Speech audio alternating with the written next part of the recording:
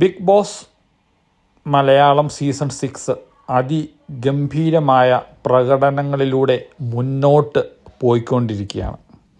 കഴിഞ്ഞ 5 സീസണും കണ്ടവർക്കറിയാം, അതിൻ്റെ അകത്ത് മത്സരിച്ച പല മത്സരാർത്ഥികളും നമുക്ക് പരിചയമുള്ളവരായിരുന്നു. അല്ലെങ്കിൽ അവരുടെ പല മേഖലകളിൽ അവരുടേതായ പ്രാഗൽഭ്യം തെളിയിച്ച് വന്നവരായിരുന്നു.